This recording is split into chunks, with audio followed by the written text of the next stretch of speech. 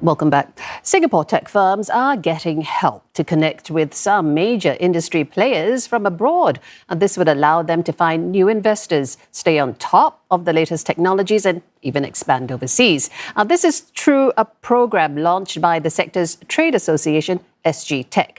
It's aiming for 12 foreign partners to work with its 1,400 local firms in the first year. These include the likes of Huawei International and Alibaba Cloud. Now, SGTech announced this at an event recognizing local firms for going digital, training their staff and having sustainable practices. Speaking at the event, Deputy Prime Minister Heng Swee Keat said tech should be used to tackle shared global challenges like climate change and aging populations. Singapore will invest more into using AI to solve real-world problems like these, he added. Already, we've set aside $120 million for AI for Science initiative.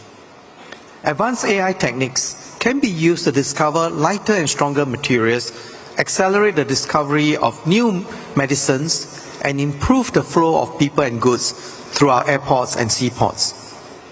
And while work is still ongoing, I encourage SGTech members and all of you here to contribute your ideas. Well, to get more on this, we have with us tonight Yean Cheong, Executive Director of SGTech.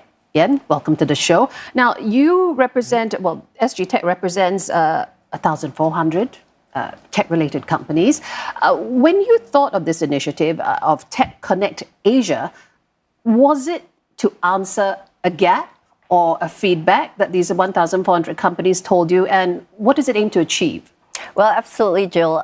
We actually decided to launch this program and provide some structure and regular contact points for it because ever since we have this community of tech companies or also tech end users, what happens is that a lot of times they do come to us and say, hey, we're seeking for certain solutions or we are seeking for certain proposals, right? Especially today, we're all talking about AI innovations. Yes. So you're also finding a lot of these companies coming to us initially at a little bit of an ad hoc basis to actually seek for partners and also for us to actually be able to call out to some of the innovations from overseas.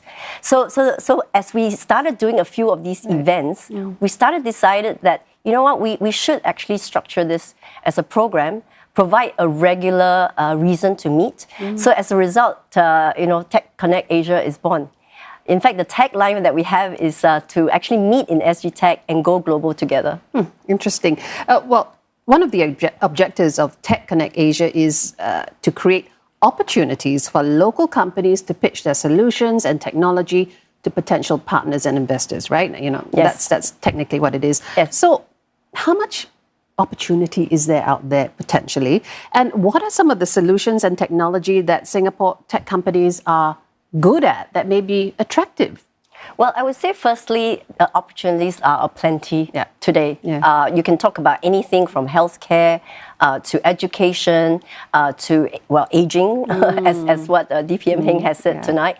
So certainly there's a lot of these that is actually allowing us and also our local companies to be able to partner with any other, firstly overseas partners. So this is also our way of trying to make sure that when some of these overseas companies come into our community, they're able to actually network and actually showcase their solutions and literally, see whether they can either find customers or collaborate with one another. So Singapore companies are well positioned, you're saying, for providing solutions and technology on a global scale? Yes, exactly. Okay. At this point, we're seeing in terms of interest from foreign companies to come in and build linkages with the Singapore tech ecosystem. What's that looking like? I know we mentioned a couple of big names, but what countries and what type of tech companies are showing interest in building partnerships with us? Well, I think firstly, because of Singapore's reputation, as a trusted hub, and also all the initiatives that Singapore government is pushing, like for example, our national AI strategy and all that, it is actually attracting companies from all over. So of course, first and foremost, ASEAN, Asia, but certainly we have also been receiving companies from Europe, and of course beyond that as well. I mean, within our 1,400 companies, there are already all the established MNCs that are already in Singapore. So I would say that at the moment, we're not limiting and we're not seeing any limit in terms of which countries are actually looking to Singapore to position themselves and to seek partners here. I understand, the sky's the limit, but there are obviously first starters, those that are out of the box earlier. Well, of course, our founding partners, there are a few coming from China. So you've named some like Huawei, Alibaba, etc. But of course, we have local ones. SD Engineering is one big one as well. That's actually one of our founding partners. We also have some SMEs who are in cybersecurity, also in system integration. So I think certainly, those are the areas that we've been able to actually get the kind of support from these founding partners just to allow us to push off this program. Sounds promising. Now, TechConnect Asia wants to be this catalyst, right? This spark for creating strategic global partnerships. But like you said, you don't want to limit yourself in the first year. But do you have in mind the kind of target numbers that you're aiming for in terms of how many partners or certain milestones at least that TechConnect Asia wants to achieve to be considered successful? Yeah. Well, we started with 6 tonight. So of course, we're hoping to at least double that, if not more, within the year. And of course, some of these are big companies that certainly can bring other companies along. So that's also one of the ways that we're looking at the kind of partners that we want to bring to the fold. So if you double the number of partnerships, that's a success. What else? Well, I would say we like to see a lot more innovations coming to our shores. We would like to see some local companies partnering with some overseas companies. And certainly, from that perspective, there may be also opportunities for some local companies because of the kind of connection they have with some of these overseas companies. It actually helps them expand overseas. So it actually works both ways, right? So obviously for us, from a tech perspective, we also want to make sure that we're always ahead and always kept abreast of the tech that's happening overseas. And this will actually definitely increase the kind of jobs that we can expect to have. I've got two quick final questions for you. Do you have any quick wins that you can point to in this early stage? I understand if you don't, but if you've got some quick wins, do share it with us. And then I want to talk to you about the awards. Well, I would say quick wins would be firstly, we do have a lot of our members or partners already have innovations that they want to showcase. Right? So I think one way is to really, for us, to really expose them to potential partners and potential customers. And of course, very, very obviously, they're here and they want to see how best they can invest and being based in Singapore and how they can actually go out to the region with us. It's ready to go. Yes. But the awards, the SGTech Impact Awards. Tell us about some of the work that the awardees have been doing and how they've made an impact in the key areas of digitalization, workforce transformation, sustainability.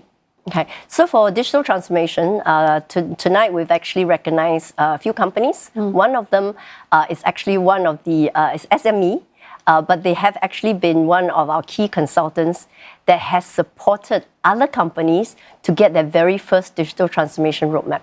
Who are they? So basically, we have about 51 companies now that has gone through this program. But of course, in that sense, we are actually really creating an ecosystem where member helps member. So we all know that digital transformation, it all starts with a single step with a roadmap. So that's one example of how we recognize some of these companies that have done that.